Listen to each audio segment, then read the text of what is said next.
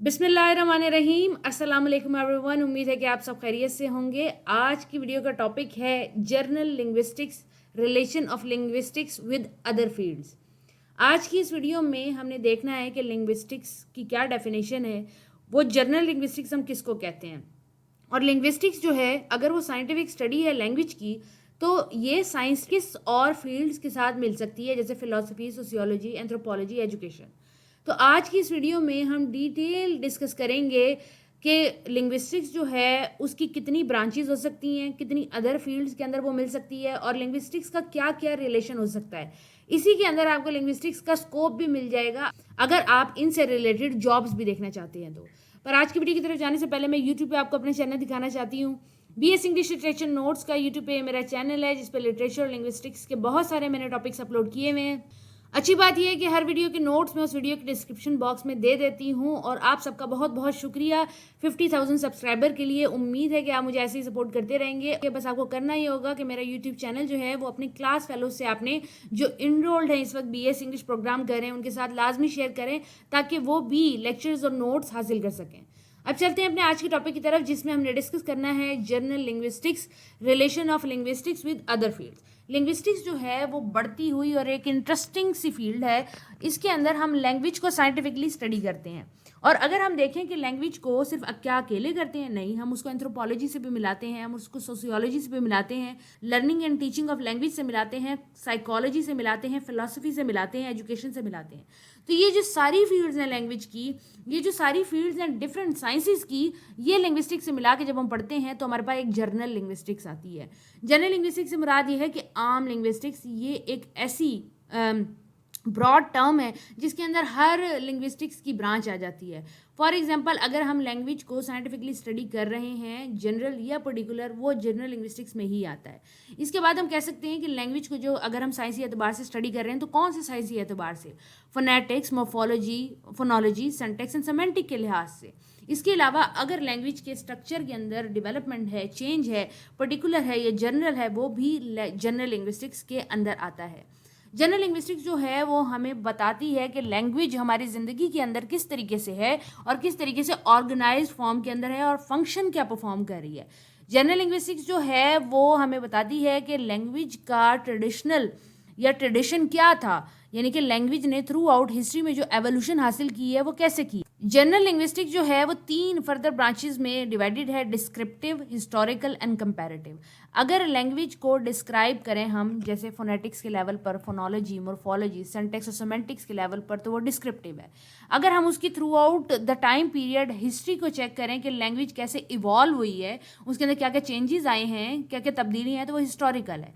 और कंपैरेटिव के अंदर ये आता है कि अगर हम लैंग्वेज को साइंटिफिकली दूसरी लैंग्वेज से कंपेयर करें, जैसे अमेरिकन को उर्दू से करें, उर्दू को संस्कृत से करें, संस्कृत को हिंदी से करें, तो ये कंपैरेटिव है। मैंने शॉर्ट टर्म इसको बता दिया, अब थोड़ा सा इसको लंबे तरीके से डिस्कस करते हैं। लिंग्विस्टिक्स जो है वो किन चीज़ों पे फोकस करती है, वो लैंग्वेज की एवोल्यूशन पे फोकस करती है कि हिस्ट्री क्या है लैंग्वेज की। लैंग्वेज को ऑब्जर्व करते हैं गौर से कि कहाँ से लैंग्वेज की लैंग्वेज निकली, कैसे, कौन से ऐसे इंसान थे जिन्होंने लैंग्वेज को कंस्ट्रक्ट किया, कौन सा सिंबल कौन सी साउंड को किस वक्त में प्रोड्यूस कर रहा था, मदर लैंग्वेज कौन सी है, और उससे मदर लैंग्वेज से कौन कौन सी लैंग्वेजेस या सारी लैंग्वेजेस उससे कैसे निकली हैं। इसके अलावा ये भी चेक किया जाता है कि general laws throughout the time period कौन से हैं, यानी कि यूनिवर्सल लॉ जो लैंग्वेज के अंदर पाए जाते हैं वो कौन कौन से हैं। क्या लैंग्वेज जो है वो लिमिटेड है, अपने आप को डिफाइन कर सकती है, या अनलिमिटेड है। लैंग्वेज का, लिंग्विस्टिक्स का ये स्टडी करना कि डिफरेंट ब्रांचेस के साथ, जैसे कि सोशियोलॉजी के साथ, फोनोलॉजी के साथ क्या ताल्लुक है, यानी कि डिफरेंट साइंटिफिक जो साइंसी एतबार से साइंसी नॉलेज हैं उनके साथ पढ़ना।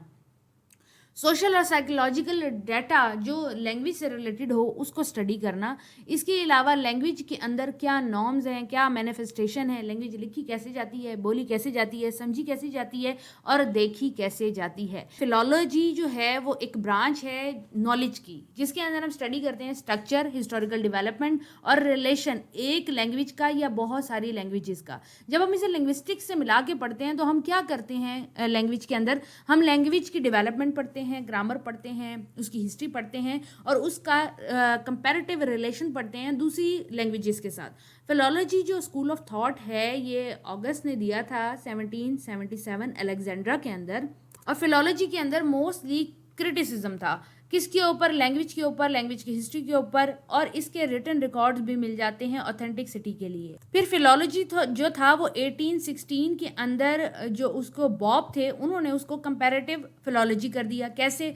उन्होंने कंपैरिजन किया संस्कृत का जर्मन के साथ, जर्मन का लेटिन के साथ, लेटिन का ग्रीक के साथ। ये कंपैरिजन जब उन्होंने लैंग्वेजेस के किए ताकि कॉमन और डिफरेंट पॉइंट्स को उजागर किया जा सके, तो कंपैरेटिव फिलोलॉजी सामने। कंपैरेटिव फिलोलॉजी फर्दर जो है वो लिंग्विस्टिक्स के अंदर चेंज हो गई। उसके अंदर हमने क्या किन चीज़ों पे कंसंट्रेशन दी? फॉर्मल एनालिसिस किया और डिस्क्रिप्टिव एनालिसिस किया, यानी कि फॉर्मल मीनिंग भी देखा और सेमेंटिकल, कॉन्टेक्चुअल, सोसाइटी के अकॉर्डिंग मीनिंग भी। फिलोलॉजी है ये लैंग्वेज की स्टडी के बारे में पढ़ाया जाता था, फिर फर्दर वो कंपैरेटिव फिलोलॉजी बन गई और फिर वो लिंग्विस्टिक्स बन गई जो आज के दौर में हम पढ़ते हैं। अगर हम लिंग्विस्टिक्स, जनरल लिंग्विस्टिक्स की रेंज को चेक करें तो बहुत जगह पे जनरल लिंग्विस्टिक्स जो है वो डिफरेंट साइंस के एतबार से मिलती है। जैसे कि इसके अंदर बहुत डिफरेंट तरीके के एनालिसिस मिलते हैं। लिंग्विस्टिक्स के अंदर हम हर तरह का एनालिसिस कर सकते हैं, लैंग्वेज के फीचर्स पे, फिनोमेना पे, एप्लीकेशन पे, डिफरेंट क्राइटेरियाज हम रख सकते हैं। हम देख सकते हैं कि कंटेंट जो है उसकी अटरेंस क्या है, उसका एक्सप्रेशन क्या है, उसका मीनिंग क्या है, उसकी फॉर्मल अंडरस्टैंडिंग क्या है, उसकी अनफॉर्मल अंडरस्टैंडिंग क्या है, वो इनसाइड कैसे बोली जा रही है, आउटसाइड कैसे बोली जा रही है, वो घर में कैसी है, बाहर कैसी है, कोर्ट में कैसी है, फॉर्मल सेटिंग में कैसी है, ऑफिस में कैसी है, दफ्तर में कैसी है, और घर में वो कैसी है, दोस्तों में वो कैसी है। इसके अलावा लैंग्वेज जो है वो सिस्टम ऑफ सिंबल है। तो जो जितने भी साइंस यूज होते हैं हम उनको भी स्टडी कर सकते हैं। जैसे लैंग्वेज इज टोटली आर्बिट्रेरी, हमें नहीं पता कि जो बी लेटर है वो बी साउंड को क्यों रिप्रेजेंट कर रहा है, ये टोटली आर्बिट्रेरी है, इनका आपस में कोई रिलेशन नहीं है। तो इसकी भी हम फर्दर स्टडी कर सकते हैं। अगर हम ओरिजिन ऑफ लैंग्वेज भी ब्रांच है जो कि जनरल लिंग्विस्टिक्स के अंदर आती है, इसके अंदर हम लैंग्वेज का ओरिजिन ढूंढते हैं कि language throughout the generation to generation कैसे पास हुई, क्या एक्सपीरियंस रहा, क्या नॉलेज रहा। अगर हम साइंटिफिक स्टडी करें तो फोनोलॉजी को, फोनेटिक्स को पढ़ते हैं। फोनेटिक्स हमारे पास जो है वो क्या है? फोनेटिक्स हमारे पास स्पीच साउंड्स जो हैं उनकी साइंटिफिक स्टडी है। फोनोलॉजी जो है वो स्पीच का जो मैकेनिज्म है आर्टिकुलेशन का, फंक्शनलेट कैसे करते हैं और उसको अक्यूजिट कैसे बनाते हैं, how all the process of speech production is happening, ये हम स्टडी करते हैं। सेमेंटिक्स और प्रैग्मेटिक के अंदर हम मीनिंग स्टडी करते हैं लैंग्वेज के। ग्रामर हमें रूल्स बताती है कि हम कैसे लैंग्वेज के सेंटेंसेस बना सकते हैं, और मोर्फोलॉजी के अंदर हम वर्ड की स्टडी करते हैं। ये सब साइंटिफिक ब्रांचेज हैं और ये सब अलग-अलग इनकी जॉब्स होती हैं, अलग-अलग आप इनको पढ़ सकते हैं, इनमें मेजर मास्टर्स कर सकते हैं। लिंग्विस्टिक्स जो है वो अप्लाइड भी है, ये भी एक इसकी ब्रांच है, या यूँ कहा जाए कि practical scientific application of linguistics है इसका पूरा नाम। ये कवर करती है एक्चुअल यूज़ लैंग्वेज का, टीचिंग के अंदर, लर्निंग के अंदर, टेक्स्ट बुक के अंदर और डेली लाइफ के अंदर, कि प्रैक्टिकल यूज़ क्या है लैंग्वेज का। एक तो लैंग्वेज जो हमने अपने दिमाग में बनाई हुई है और एक लैंग्वेज जो हम अदा कर रहे होते हैं। बहुत सारे लोग जो दिमाग में सोचते हैं वो बोल नहीं पाते, वो इसी वजह से क्योंकि हमारे माइंड के अंदर साइकोलॉजिकली लिंग्विस्टिक्स लैंग्वेज डिफरेंट है, और जब हम उसकी एप्लीकेशन करते हैं, अप्लाइड उसको बनाते हैं, रियल लाइफ के अंदर अप्लाई करते हैं, तो वो डिफरेंट हो जाती है। इसके ऊपर प्रैक्टिकल एनालिसिस भी होती हैं, इस पर डिफरेंट रिसर्चेज भी होती हैं, और इसके अंदर स्टडी भी किया जाता है कि लैंग्वेज किस तरह से एक्वायर की जाती है, किस तरह से डिलीवर की जाती है, किस तरह से रिसीव की जाती है। ये हमारे जनरल प्रॉब्लम्स को डील करते हैं जो कि हमें डेली लाइफ के अंदर मिलते हैं। इसके अलावा भी इससे बहुत सारे लैंग्वेज के इश्यूज भी कनेक्टेड हैं कि लैंग्वेज में अगर इशू है तो क्यों है, लैंग्वेज चेंज हो रही है तो क्यों हो रही है, और किसी को बोली जा रही है, किसी से नहीं बोली जा रही, तो इसमें क्या प्रॉब्लम है या क्या चेंजेस हैं।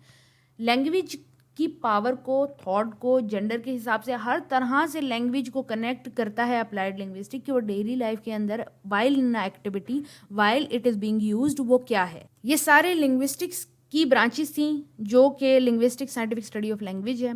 उम्मीद है कि आपको ये ब्रांचेस समझ आ गई होगी। इन तमाम ब्रांचेस के अंदर आप मेजर कर सकते हैं। मेजर से मुराद ये है कि आप एमफिल कर सकते हैं, डॉक्टरेट कर सकते हैं, अपनी रिसर्च इसमें प्रोड्यूस कर सकते हैं, और इसको फर्दर बहुत ज़्यादा डीप डिग किया गया है बहुत सारे लिंग्विस्ट ने। उम्मीद है आपको आज की वीडियो समझ आ गई होगी। जो नोट्स हैं वो वीडियो के डिस्क्रिप्शन बॉक्स से ले लें। अगली वीडियो तक के लिए अपना ख्याल रखें। अल्लाह हाफ़िज़।